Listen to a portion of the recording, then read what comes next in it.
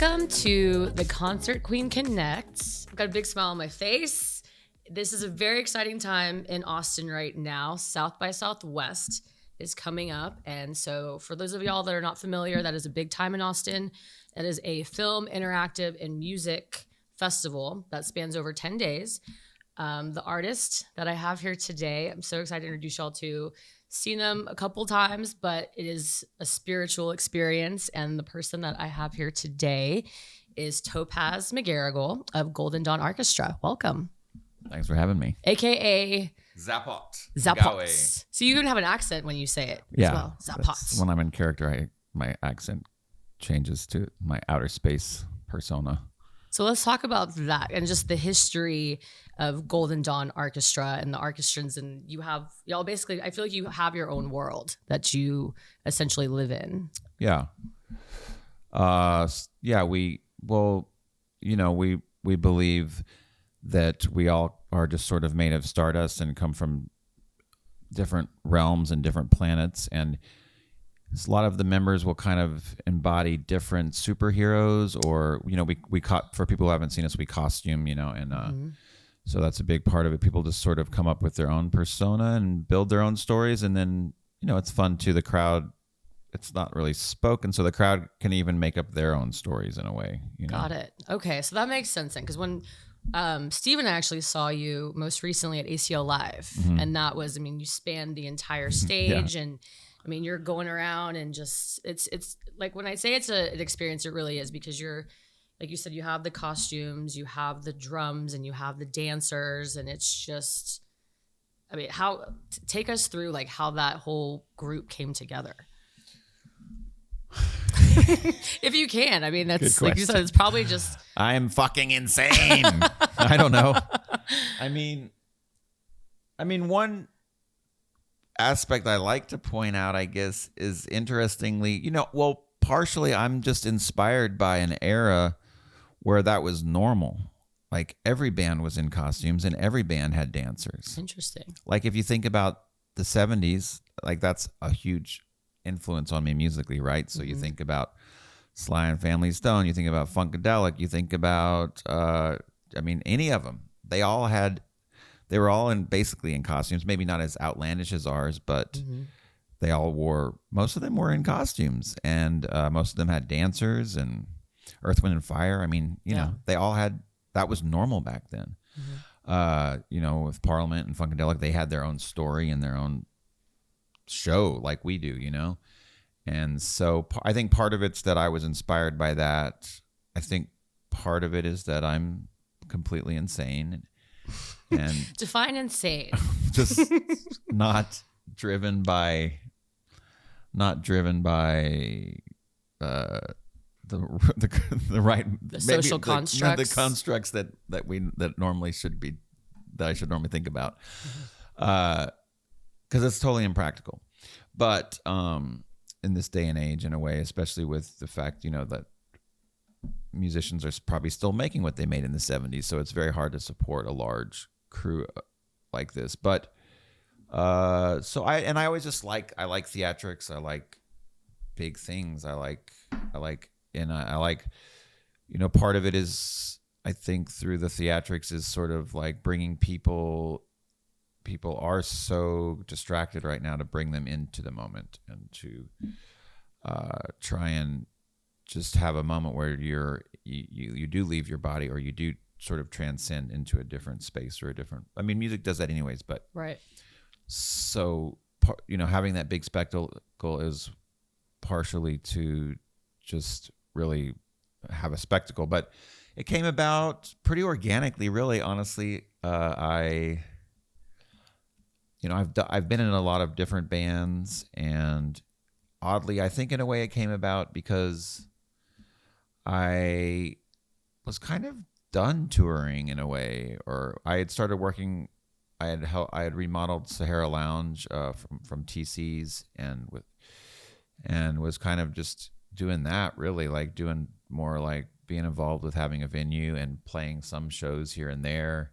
But I was kind of like, I'm kind of done touring, and but I want to do this creative thing to just have fun. So, which has always been interesting in retrospect to think about, because a lot of times you start bands. I mean, if everybody's honest, a lot of times when you're starting a band, you're like, you want to fucking be successful, right? And that was never the goal. The goal was always just purely for the joy of doing something crazy and fun. Wow. And then it just kept building and getting bigger, and more people started getting involved with costuming and everything and dancers, and it just kind of naturally progressed to where it was. And then we started doing really well. Partially, I mean, you know, being, I think, in a city like Austin where, like, normally we would never be able to travel to South by. So South by has been a huge benefit to us, I feel like, in a way.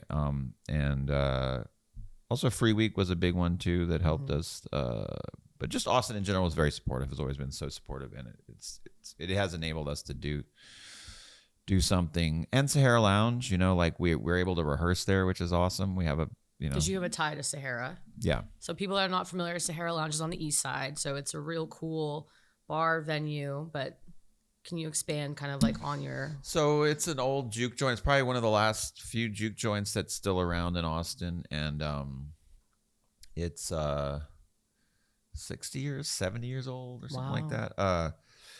And we've had it about 10 years and haven't really changed anything. That's the other thing that's unique about it. We didn't, you know, we changed what was on the walls, and we kind of went with the African theme. My mom's partner is African, and they do African night every Saturday, and there's a big African influence, but it's super diverse, and it's awesome in that it's one of the last bars that is very diverse as well, racially and age and sexually and everything. It's just super.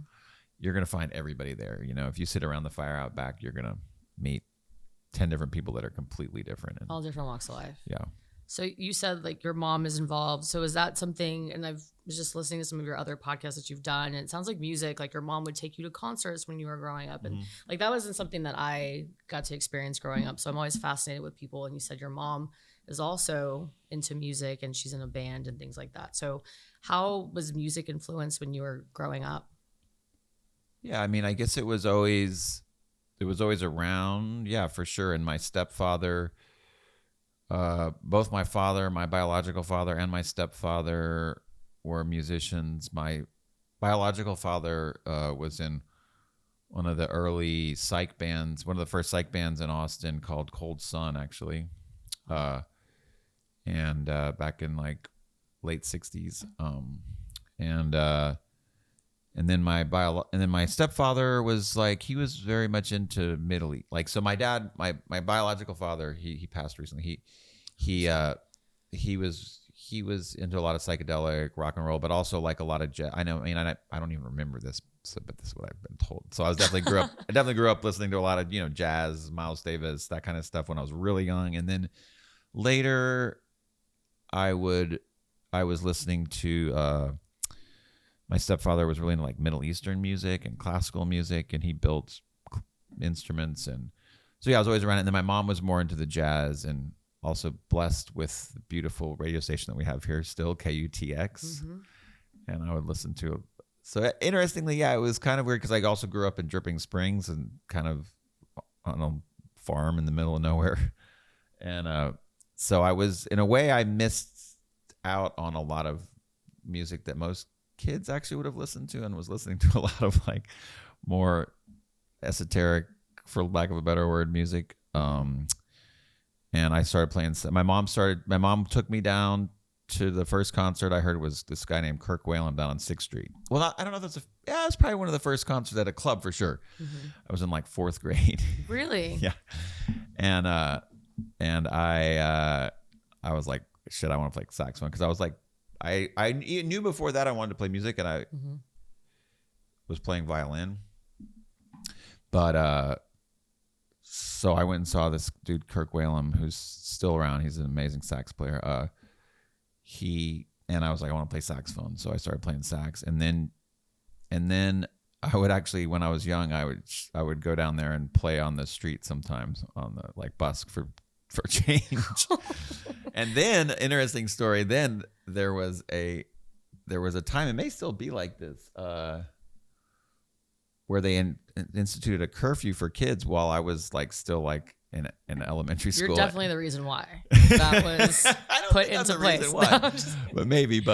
And I even wrote a letter to the Chronicle that they published. I think my mom saved it. Like kids should be allowed to see live music. She's not wrong, but yeah. Wow. What was that? What was so previously? I mean, you would just go and hang out with your mom, and well, my mom would take me to the concerts, but she would leave me there on my own when I was playing on the street, which is in retrospect a bit odd, yes. But seems like you turned out okay. You don't know me that well. That's true. Well, we're gonna get to know you, so we're getting to know you. That's so interesting. That's fascinating. And then, so you play multiple instruments because you started with the saxophone. Do you play saxophone now? Yeah. Okay. Yeah. So I originally, for a long time that was my main. That's what I studied. Mm-hmm. That's what I'm good at. And I do play it some with Golden Dawn, but more of a singer and keyboard player in the band. Mm-hmm. But I did study jazz saxophone. I did go on to study like jazz saxophone in college and stuff. And then I read somewhere else as well that you were playing organ and you hated the organ. And then it turned out that you now love the organ. So where was that? I was just curious where that transformation came from. Because I feel like once you're done with something, I mean, people have to like put it down for a while. I know, I played piano growing up and my parents made me choose between piano or sports. And so went the sports route. But I miss piano, but it wasn't something that I could ever just like pick up. Right. But was that something that, you put down for a bit, or is it just? I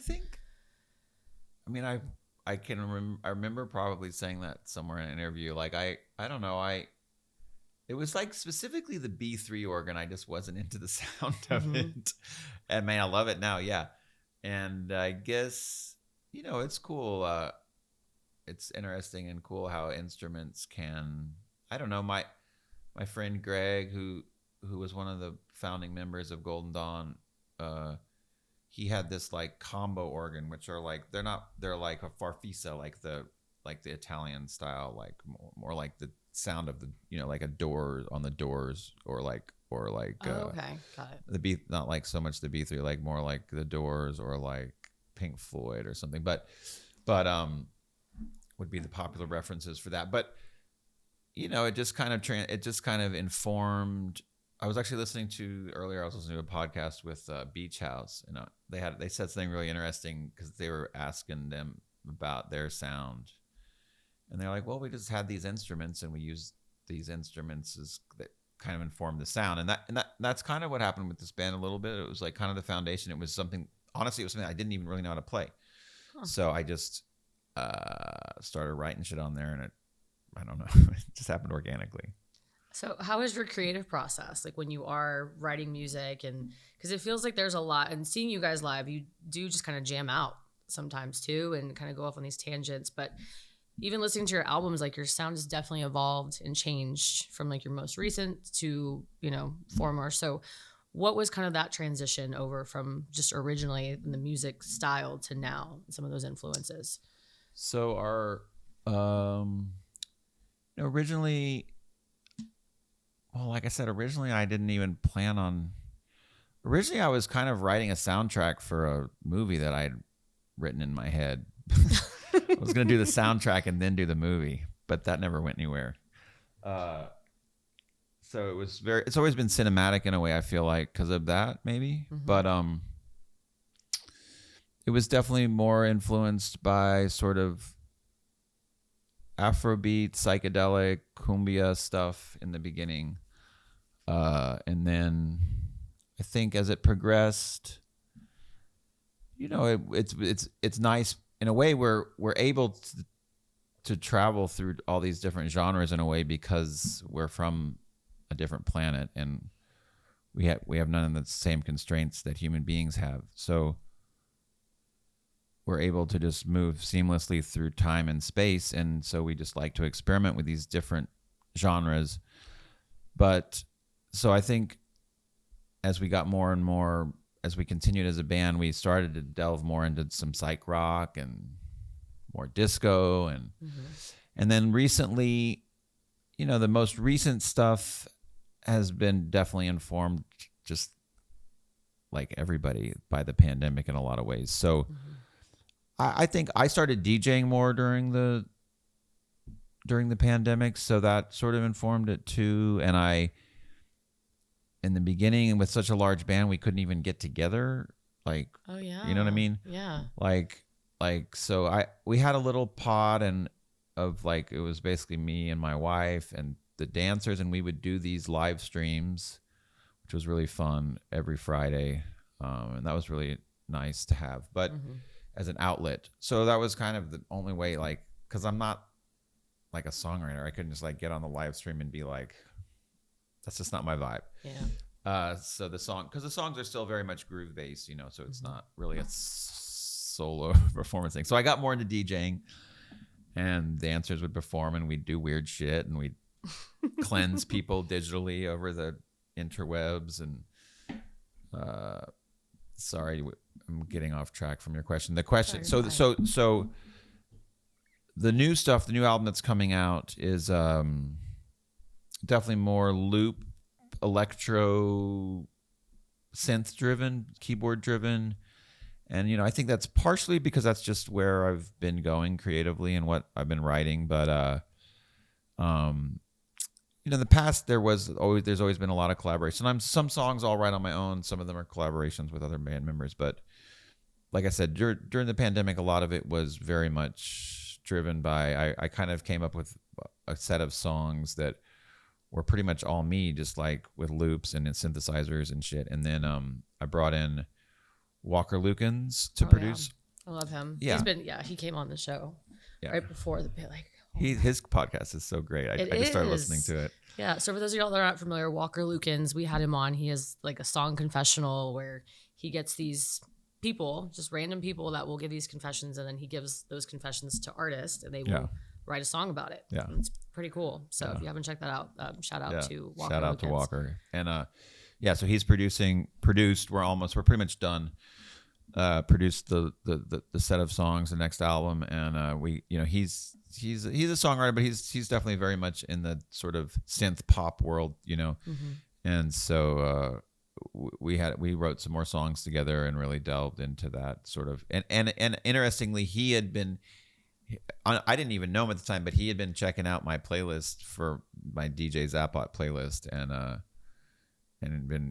turns out he'd been really getting into that, and a lot of the, you know, we just have a lot of the same tastes but yeah, like very, very influenced by just like electro, disco, Afro disco stuff, and also it is more song driven, and a lot of them are in a way. Like I did kind of interestingly move a little bit more towards less from the outer space and almost addressing more of the human condition, you know, speaking more to just like, I don't know, what we were going through. And a lot of it's also very, maybe I was just writing songs that were going to make me feel better, because a lot of them are about like self-help.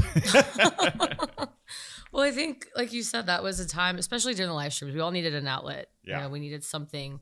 You know, mine was concerts, and yeah. Steve knows I would literally sit on the couch and cry because I didn't have shows.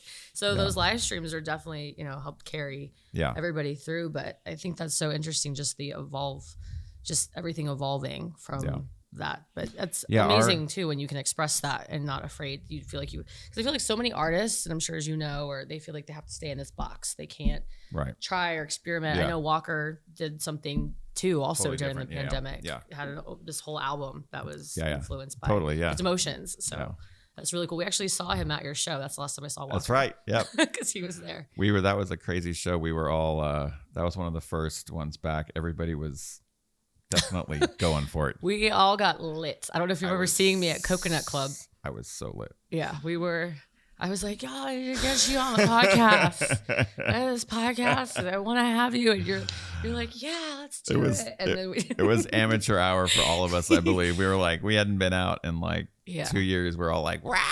Yeah, we were. It was fun because I told we're like, oh, there he is. There's Golden Dawn, because y'all were all there. Yeah, and it was just that was fun. That was such a fun night. Just to celebrate music and to be back, because like you said, it is something that the first one, you reminded me of the first one the first show I actually did.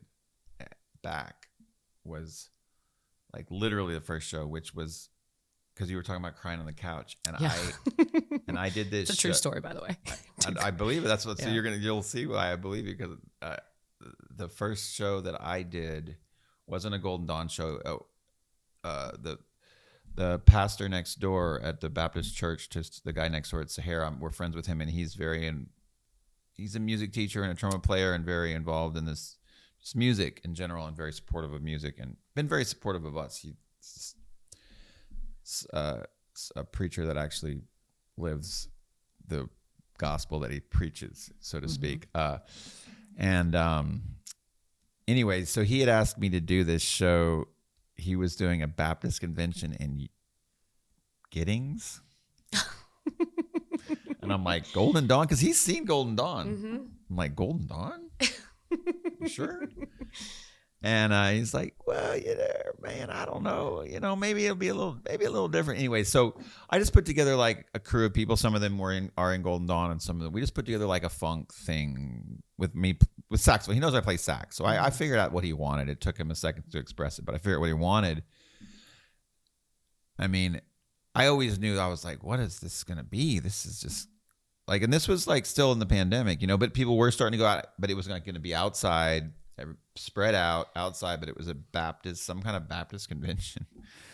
And so we started playing, and after the first song, I was the first gig we'd done, and I started crying. And I just because I guess I started talking to people, and I was like, look, I know, this is y'all's church, this is your church, but this is our church. Like, wow. Music is our church, and we haven't been able to go to church for 2 fucking years. And I just started sobbing. It hit me so hard. I was like, whoa, because that's our church, that's our religion, is music. And so I get what you're saying about crying on the couch.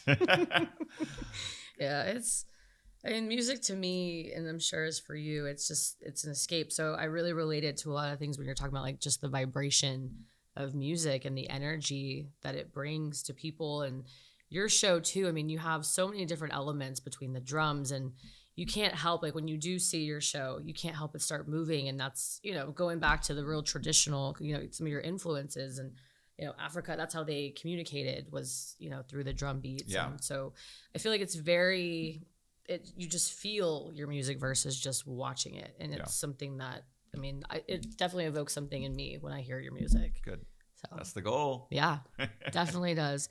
I want to go back to this church, because I did read somewhere else, or maybe it was in the other podcast, but you did a South by where you did like this procession, right? Was it from that particular church? Yes. So can you tell people about that? I thought that was a really interesting story. Well, I can't remember the whole story, but you're on a horse. I know there's a horse involved. Well, the same guy, Reverend Charles Ely, Dr. Reverend Charles Ely. Whenever we often do secret shows at Sahara during South by. Wink, wink. Well, we were gonna do one this time, but we kind of got in trouble for it. Yeah. So no wink this time. Unfortunately. But go to Sahara. But go to Sahara. So a lot of times we'll do unannounced, just because it would be too crazy if we announced. So right. So we did a South by show there, and the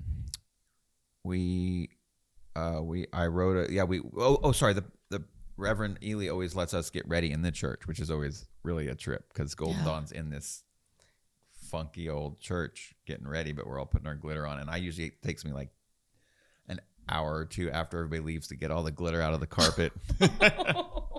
So I will definitely not mention on this podcast the other things that have gone on in that church. But no, please do. No.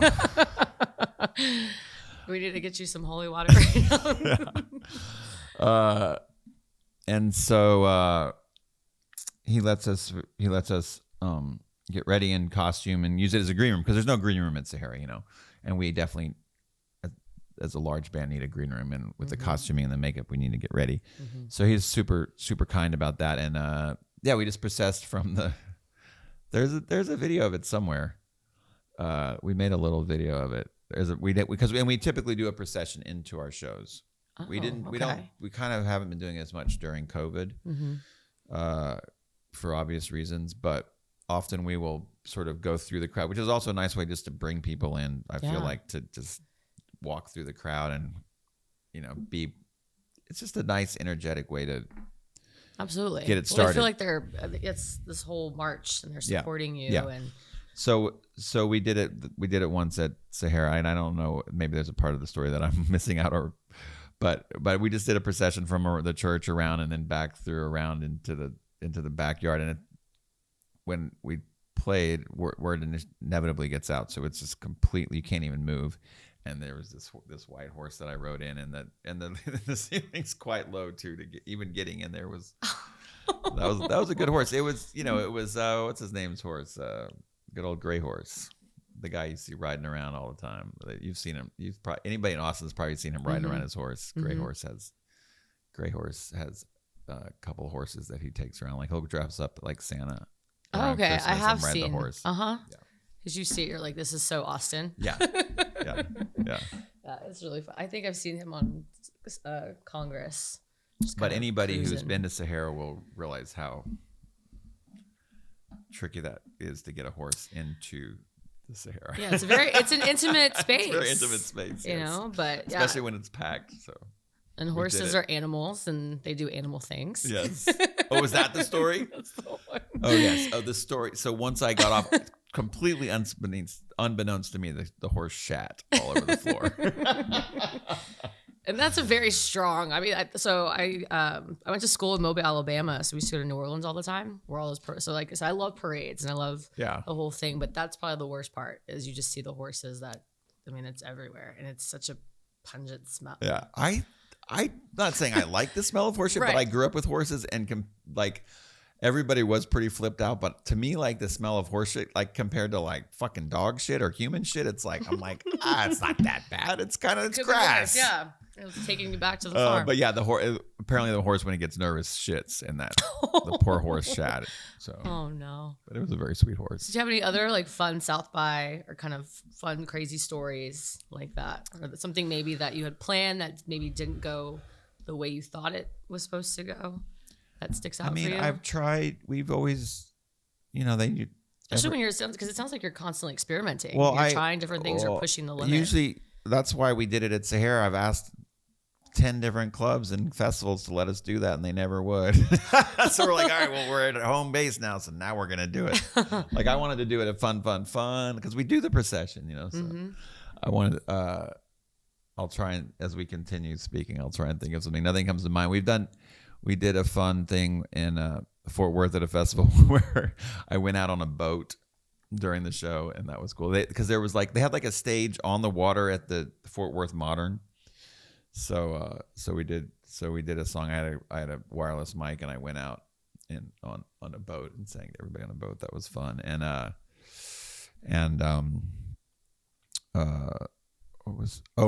I've wanted after the horse, we just wanted one up it. So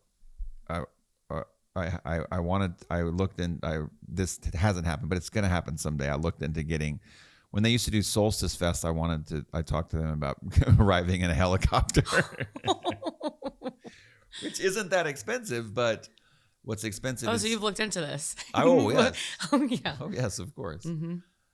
What's expensive is getting a permit to land in the city of Austin. Oh. And it takes a fair amount of time. But, you can rent a helicopter for not that much, a couple $100. Yeah, I have...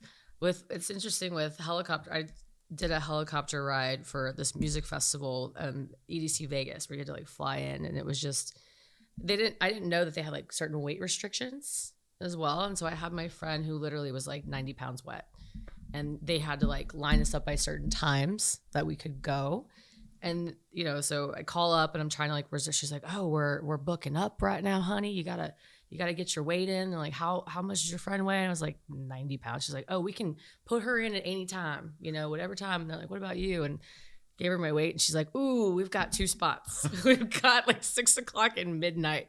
So I was like, "Okay, let's just never mind." Wait, why did you have to? So at EDC Vegas, it's this. First, I was just not prepared. It's a nocturnal festival. Yeah, a friend of mine did a stage there. It's a lot.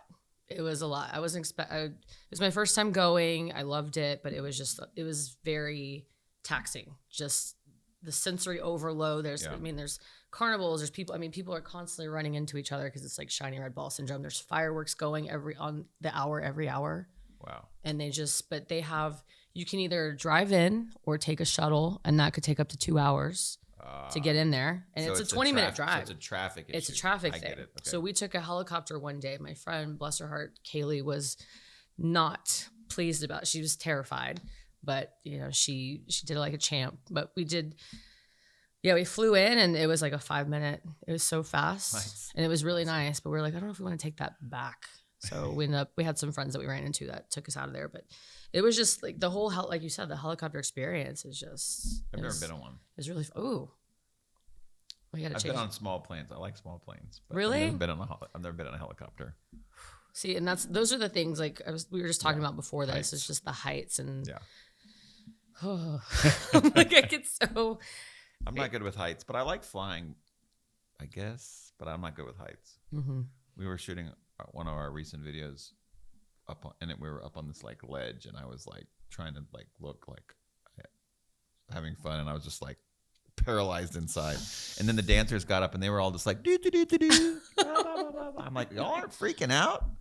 Like if you fell that far? Yeah, I don't know what it is. It's just something with heights, and I can do everything. I don't know. And skydiving, that's like another thing I've never really wanted to do. I like my feet on the ground. I never wanted to do it, and then I actually did go like what's the one where you're over the water and you're like parasailing. I went parasailing, and I freaking loved it. I was like, maybe I should try skydiving because I just fell in love with it. Really? The feeling was so incredible. I was like, what did it feel like? Awesome. Like are you flying? You're just floating, and it was so peaceful. We were on LSD, but. But still. So obviously doing psychedelic rock, is that something that, and I know it was interesting too, listening when you're talking about these different things. So like, I've done LSD maybe twice, but was with someone who kind of freaked out on those things. So I think it's a lot about vibe when you're obviously on those things. Yeah. But with your music, has that had some influence on what you're I would say it's had an influence on who I am as a human being. Really? Which has an influence on the music. Yeah. I guess. Which specific? Like, well, just like you said, tapping into the energies, the different energies that aren't obvious, that aren't physical energies, or what makes up the physical world. Like it is all just energy and particles that are energy, and sort of when you have psychedelic experiences, you may already have, growing up I was already exposed to a lot of that stuff. My mom was always into spirituality, but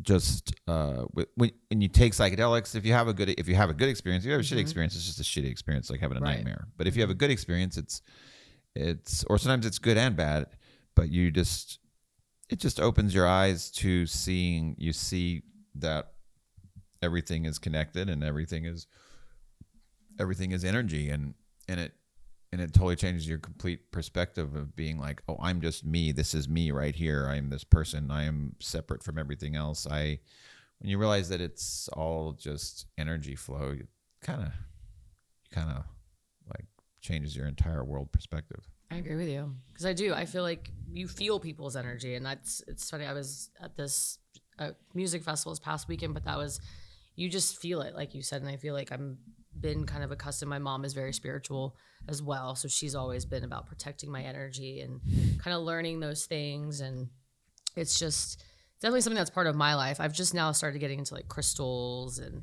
all those. Yeah, nice crystal. See, I put that there for you. Thank you.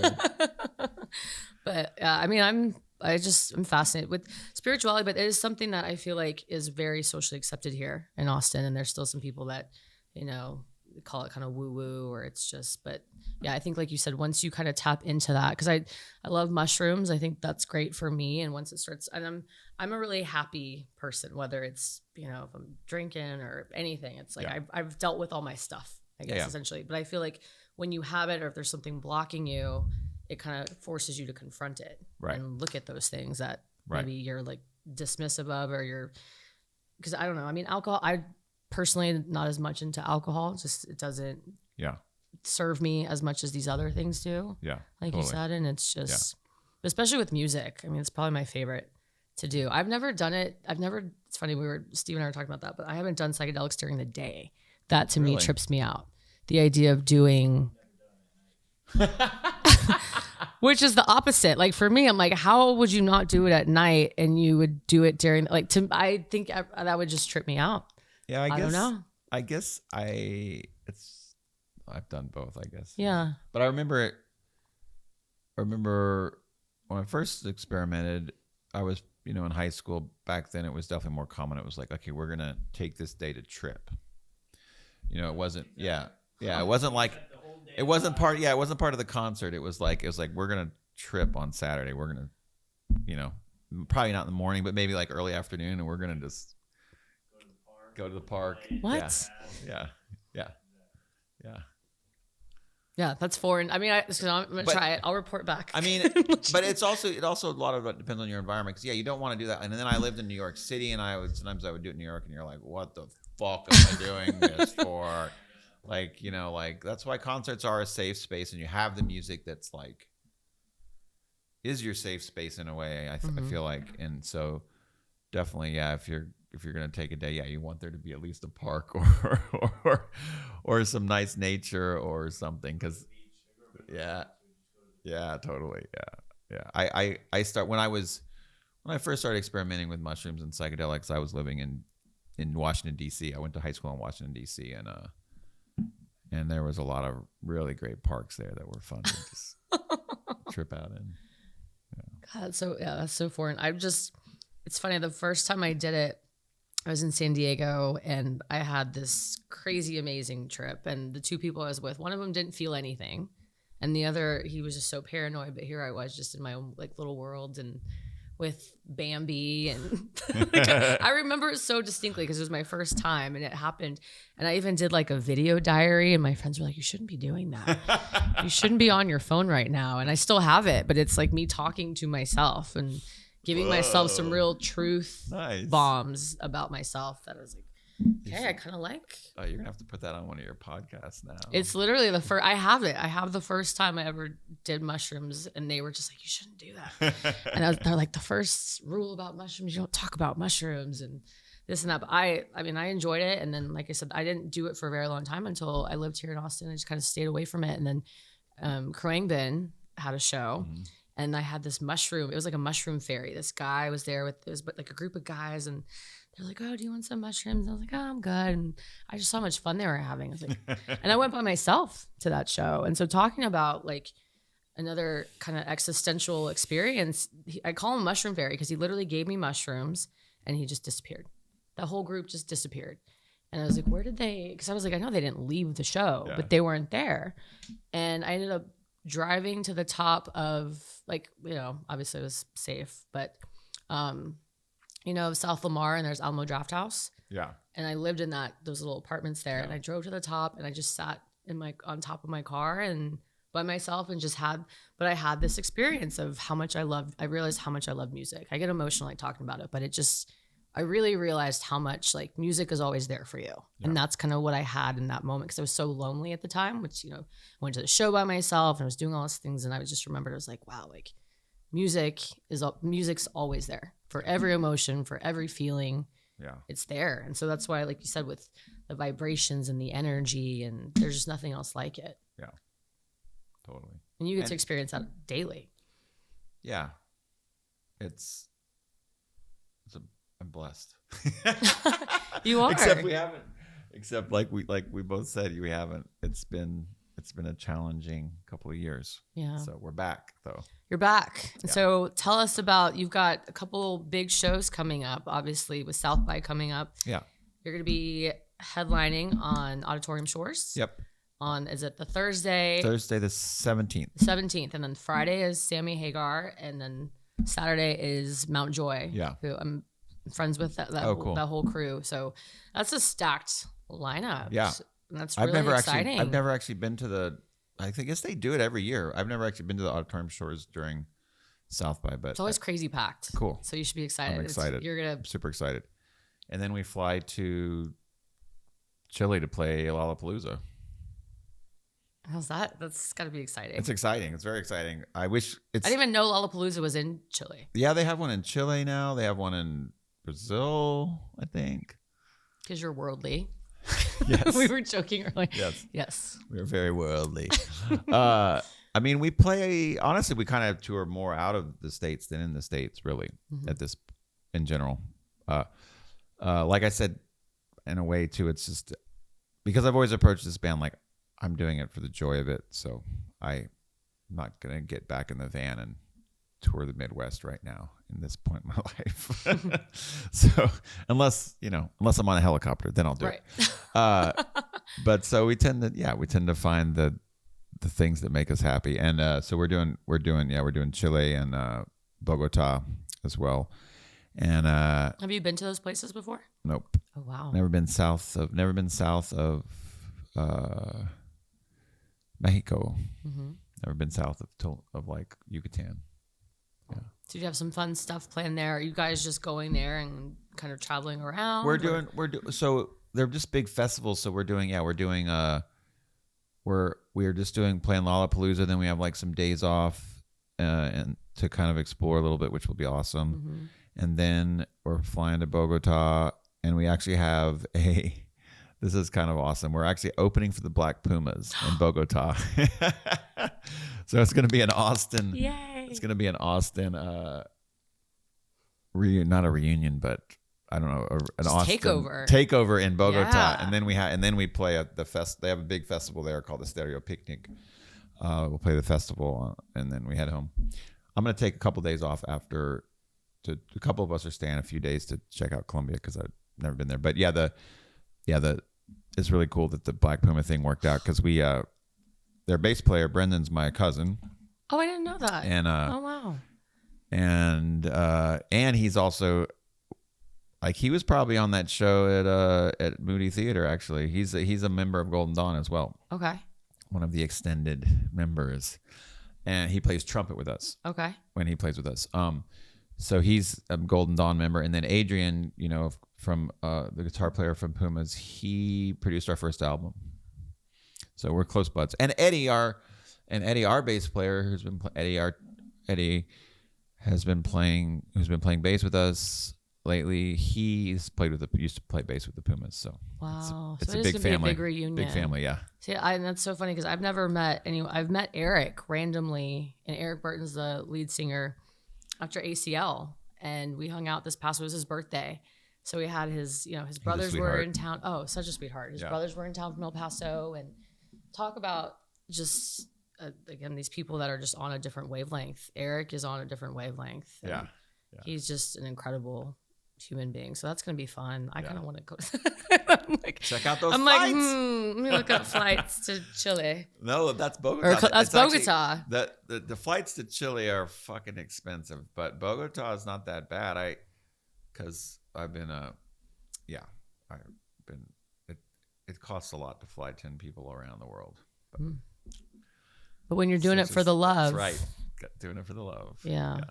That's a special place to be as well, and that's something I think that I've been blessed and fortunate. A lot of people don't have that luxury. They go and do things that they hate day in and day out, and people don't realize as well. Like, because I actually used to do medical sales. Did that and made tons of money doing that, but it just kind of sucked my soul after a while. And doing this, it isn't all what it's. People don't realize all the work that goes into it. When you truly love it, it just flows. Yeah. And it kind of just spirals into your passion. We should definitely all be doing what we love. It's otherwise, I can't. I mean, it's so foreign to me. I'm just so blessed because I've always done music. I wouldn't even know. Yeah. Well, it sounds, I mean, you grew up around it too. So I think that's, like you said, the influences of that. And then like Sun Ra. So I was listening to Sun Ra last night. I wasn't as familiar, but that's been a huge influence of yours. I can hear it when, and Sun Ra's another artist, but that has had a huge influence on you as well, correct? Yeah, in a way, almost even more so. Well, that was a concert that my mom took me to early on as well. I think he played actually some church in Austin. Sometimes they would have these jazz concerts at I can't remember which church it was, but some church in town. And anyways, he was an early influence or an early inspiration. And I think in some ways, Sun Ra is more of a spiritual and visual. Like definitely visually, he informed us a lot in the beginning with the robes and the pageantry and the dancers and stuff. So did you check out any of his? I haven't seen any of the performances. I just listened to it. Okay, you need to watch. Really? Then you'll get it even more, yeah. Ah. Because there's a whole pageantry and then there's a whole also his philosophy, his spiritual beliefs, informed a lot of our philosophy. He came here from outer space, from Saturn. He came here from, I couldn't remember which planet. Thank you. He came here from outer space, from Saturn. Also, there's a great movie. What you should watch really is what's really fun is this. There's like this weird, like kind of blaxploitation film called Space is the Place. And it is really, really out there. You should take psychedelics and watch that. There you go. Also, I am writing that one down. But just check out their concerts too, because it's mind blowing, the performance aspect of it. Mm-hmm. And they still perform even though he's passed away. Sorry, I digress. So spiritually, as well, we worship the sun god Ra, and he was sort of a physical manifestation of Ra on this planet. And he, and he was a teacher and a spiritual leader, and we took a lot from him in that way, and also just as being followers of Ra, he was the latest physical incarnation of Ra. Got it. Was that something that you, like you're saying, I don't want to call it a religion, but is that something like this belief system? That's just science. It's just science. Okay. It's just science. Like Ra is the sun. Got it. And that's what creates life. So I don't know if science is the right word, but you know what I mean? It's just without the sun, we wouldn't have food or anything. So, so we, and we like, sunbathing too. So we worship Ra. Sun worshiping. Yeah. We're sun worshipers. Oh, I love it. I thought that was just super interesting to see that. And again, just with the sound and the jazz, and it seems like it's very timeless. And just like your music as well, it's very timeless. It's not something that you listen to and you feel like, oh, this is way back then, or this is super, you can kind of all over go in between. But he interesting with Sun Ra too. Yeah,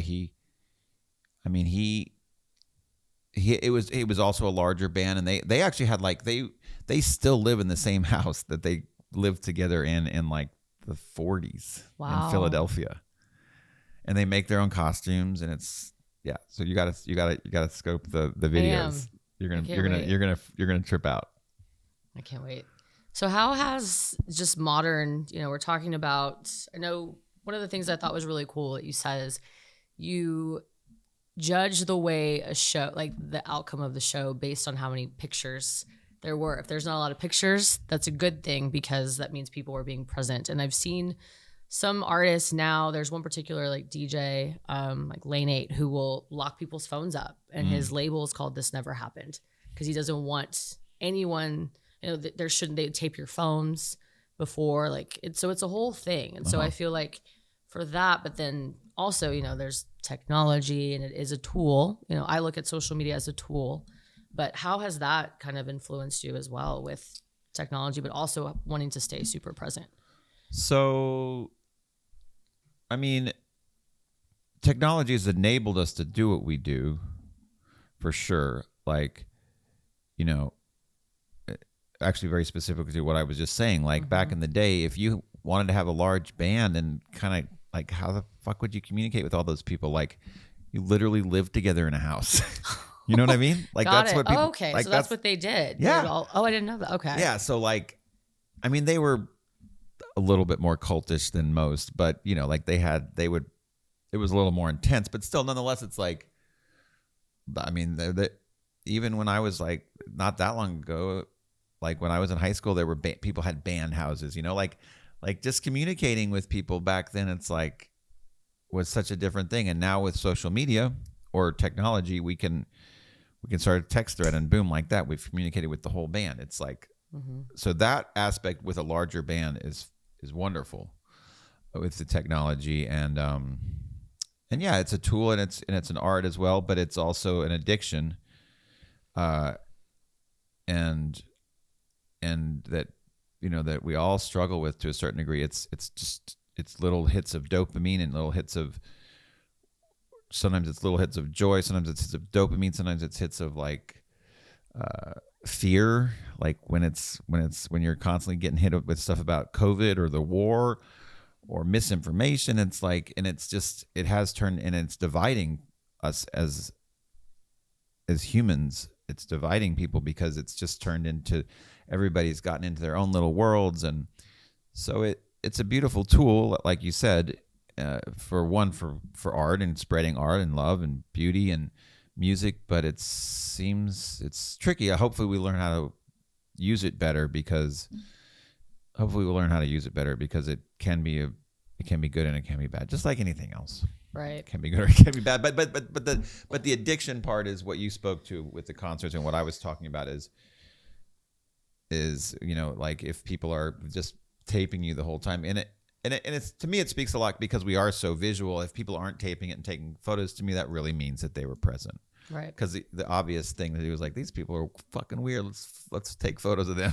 And it's funny you say that, because I always wonder too, when I see people doing that, I'm like, are they really gonna go back? And they're like moving around, like talking to their friends or drinking a beer. And I'm like, when they go back and watch that, it's gonna be the worst video Right. they've ever seen, because they're just moving around the whole time, and then like, and then they'll just delete it. So it's like, just put your phone away and enjoy the show. I mean, I have mine, but I'm like professional concert goer. Get my video, put it away, and that's why I have 2 phones for that reason. So I think you said that earlier. I think that's cool to stay present, smart. because I hate, like, no one has this phone number, so don't ask. No one has it. Like, I gave it to my parents, and then I told them to delete it, and they called me from it, and I blocked them both. It was like, nobody calls this phone. Wait, that's the social media phone. This is the social media phone. Cool. Because when I'm on, and just for shows, because I like to have, you know, if I'm recording or I'm doing something, I'm still so in the zone and I'm present. But then when you see people start texting, and I'm like, I never get that. And that, you know, I think I just come from a different generation. And I think, like you said, to your point, just with kids these days, and kids these days, they're TikToking and they're doing all this stuff. And but I do see that they don't know any better. And they're kind of just at a very early age, they're just conditioned. They hear parents stop crying, here's this, or do that. I think it'll shift. I could be wrong. Maybe I'm always the eternal optimist. I think it will shift. I mean, like, for instance, like with me, like once you become aware of something, you kind of realize it's gross and you stop doing it. I guess that's the same with any addiction. But like once you realize it's an addiction, you're like, why the fuck am I listening to this or watching this shit or reading this shit when it's just not serving me? Right. And we're all human beings and we're all trying to be better. So I think eventually, you know, like I think probably a lot of people can relate to this, like with Facebook, like there, I've heard a lot of people say, oh, I got off Facebook because it's so stupid, blah, blah, blah. And I was like, with me, it wasn't even that. I was just like, I just stopped using it because it was stupid. Like, it wasn't even an effort. There was no effort. Like, I definitely had and also professionally, you have to get on there. You got to freaking promote shit. And a lot of times you'll start promoting shit, and then it's easy to go down the side rabbit hole of getting sucked in. You're like, you start scrolling, and then But even now at this point, it's like, I start scrolling. I'm like, why? This is dumb. I don't enjoy this at all. Like, it's not like it. I guess what I'm trying to say is it's not an effort for me anymore. Like, people talk about it being an effort to get off their social media or whatever. It's like, and I think you're kind of saying the same thing. It's like, I think more and more as we get used to being around it, we'll just be like, well, that's fucking dumb. Just like smoking was fucking dumb, you know? And we'll just stop using it for that kind of shit, and we'll just use it for the cool shit, which is spreading the word of beautiful art or spreading music or whatever. Yeah, that's exactly why. I mean, that's exactly why I use it. And then I feel like there's creators and consumers, and it's so interesting. And I'm sure you see when, you know, your followers or your fans come up to you and they're talking about whatever. Like there's sometimes like I'll be talking on my, you know, on Instagram, and I like to talk. So that's my thing. And I feel like it's way more, I do obviously much better talking than sitting here trying to do all these things. But one of the things I've realized is like sometimes people don't say anything, but they're still watching. And when I'm out and you don't think anyone's, you know, there's not that, like you were saying, there's no validation.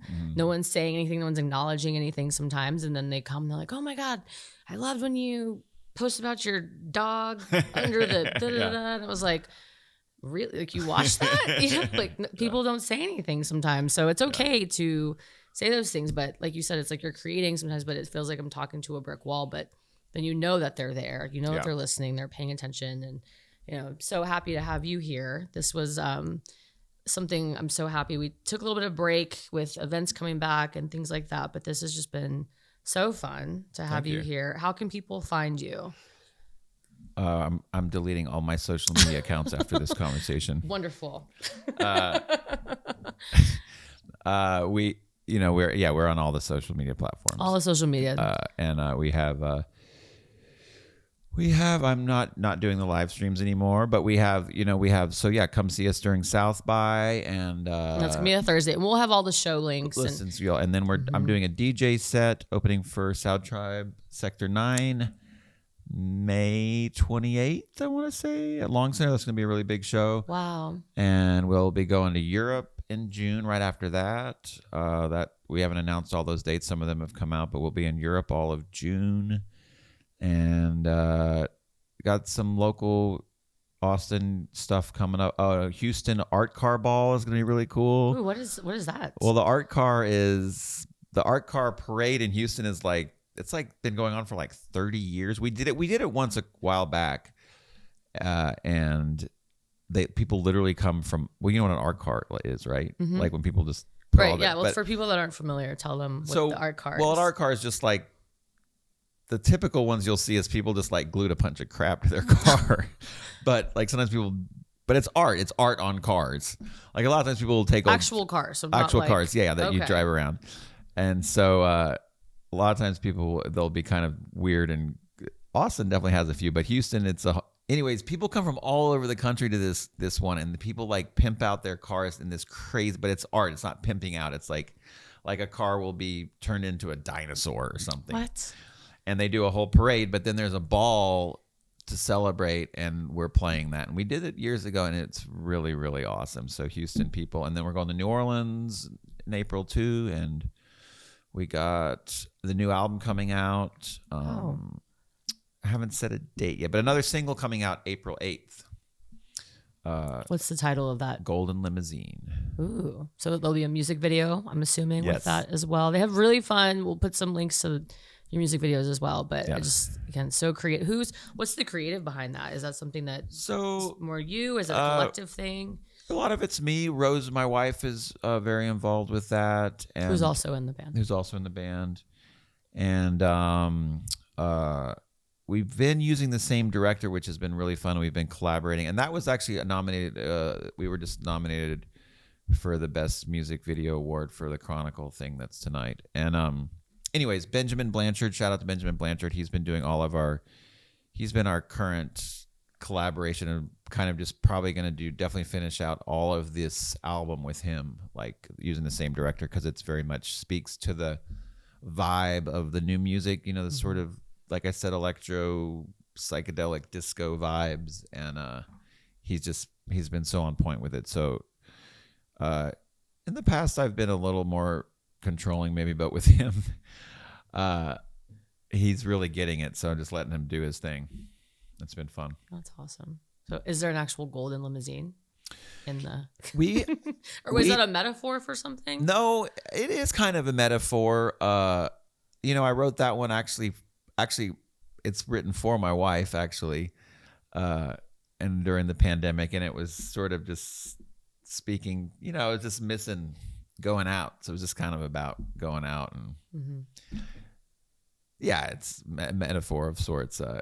But step inside my golden limousine. Let's get, what is it? Come, let's ride. Let's get metaphysical. Seems very on brand. Yes. But we couldn't actually find a golden limousine. We've been looking for one. Oh, wow. So we'll see. We'll see. This video probably won't be quite as complex because we ran into some roadblocks. We were going to also film it in Mexico, and that didn't come about. So this one's going to be a little simpler, but I'm sure it'll still be great. And then the next video after that, we have big plans for. There will be a limousine in probably the next one, even though it's not going to be golden limousine. What about I'm still waiting for the helicopter. Okay, well, we need to get a helicopter in there. That's a great idea. I'll get the helicopter. Yes, put that. We'll write that. Because there's a golden helicopter. That's part of the part I didn't tell you. It's like this cool ass the one I found. It's like this cool ass. I mean, it's kind of an orangish, but it's gold. It's not like it's sparkly gold, but it's gold enough. And it's like one of those weird, old, 2-seater, James Bond ones, bubble ones, you know? Oh, that's really cool. Yeah. Well, I'm excited. Well, sounds like you got a lot of fun stuff coming up. So, and you got the Austin Music Awards tonight, which this will come out, and that outcome would have already been announced. But just a lot of exciting stuff. So we'll make sure, again, to put all your social media platforms that you'll be off of after this anyways. And then we'll, ticket links to things. Is the show, is that that's an open free show, that's right? Free to everybody, yes. Okay. Yes, Thursday, free to the public, and the lineup's incredible. We play around 8:30. The lineup's incredible. It's got Heartless Bastards. It's got Trail of Dead. It's got, I think, Kalu's on that one. Kalu's on there as well. It's just a really great lineup. So please come out and celebrate with us, Austin. Yeah, we will. We have to celebrate. We have it South by back again. Dude, so stoked. So excited. So excited. Well, thank you. I really appreciate you coming here and spreading all the energy, all the positive vibes. So we're excited to see you. So we'll definitely be out there. And thank you so much. And we will see you next time.